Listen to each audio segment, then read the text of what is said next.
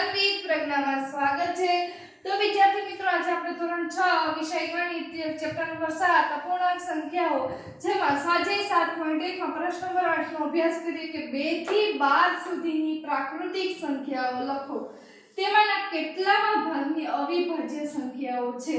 તો 2 થી 12 સુધીની આપણે પ્રાકૃતિક સંખ્યા લખીએ તો 2 3 4 5 6 7 8 9 10 11 અને 12। તો પહેલા તો આપણે કહીએ કે તેમાંથી અવિભાજ્ય સંખ્યા કઈ છે। તો અવિભાજ્ય સંખ્યા બરાબર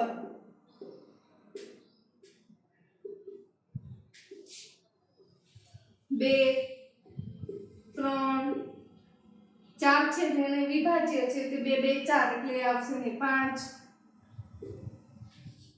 7 8 છે વિભાજ્ય છે 9 છે વિભાજ્ય છે 10 છે વિભાજ્ય છે 11 છે વિભાજ્ય નથી 11 અને 12 છે પણ વિભાજ્ય। વિભાજ્ય એટલે તેને કોઈ પણ સંખ્યા વડે ભાગી શકાય અને અવિભાજ્ય એટલે તેને એક સિવાય કોઈ બીજી સંખ્યા વડે ભાગી શકાતી નથી। તો વિદ્યાર્થી મિત્રો આવી આપણે કેટલી અવિભાજ્ય સંખ્યા મળી કુલ તો કે 1 2 3 4 અને 5। તો કુલ અવિભાજ્ય સંખ્યા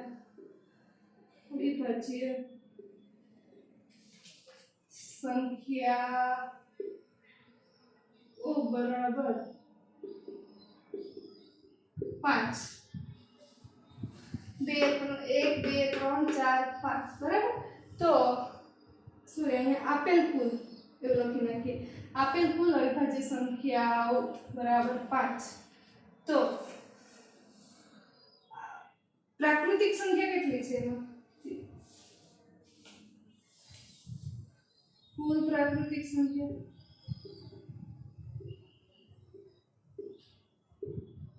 બરાબર કેટલી છે 1 2 3 4 5 6 7 8 9 10 11।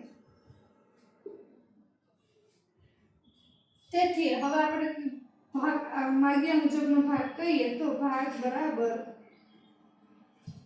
કુલ અવિભાજ્ય સંખ્યા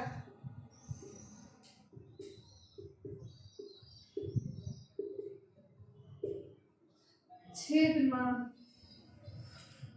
કુલ પ્રાકૃતિક સંખ્યા।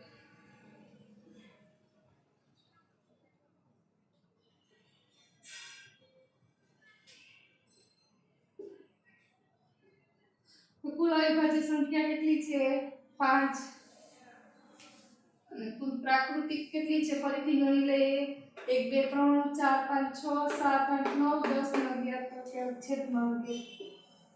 તો આટલો ભાગ આપણે છેદમાં લીધો છે તો તેમાંથી 5 ના છેદમાં 11 ભાગ છે તે અવિભાજ્ય છે।